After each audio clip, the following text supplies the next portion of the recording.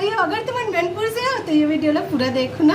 कावर की ना मैनपुर वालों के लिए पूरा ऑफर है भाई। मैं 150-200 के केक ला सिर्फ 50 रुपये में देता हूँ। देखो ये बेंटो केक 150 से 200 रुपये में आते। चॉकलेट केक तो 150 रुपये में, 200 रुपये में ही। वनीला केक ना 150 रुपये में ही। तो ये केक ला मैं दे दो सिर्फ 50 रुपये में। तुम टेस्ट करे वाले ले जा सकते हो, बहुत ज़्यादा टेस्टी रहते, फ्रेश बने हैं। ये कल बने रिस, लेकिन ना ये आज बने। ये कल के क्लास के, ये आज के क्लास के। तो मोर पारक में बहुत 100-150 रुपये में केक खाएला मिला। तो वाला तो वो अगर मैनपुर गाँव से हो, थोड़ा सा दूर के हो, तब वो ले जाओ। बहुत ज़्यादा टेस्टी फ्रेश बने हैं। उनमें ऐसने भी दे देता हूँ। कत्ते के रखायरी बताना, कत्ते के रखायरी पास आस पड़ोस में बहुत दे देता हूँ। अभी रोज केक बनत, रोज क्लास के केक बनत। कल से फिर से मोर क्लास है, पता है, तो फिर से केक बनी। तो कत्ते केक ला हम कत्ते खाओ, एक तो ऑलरेडी ऐसे आवन और खा के मोटी हो रही, ठीक है।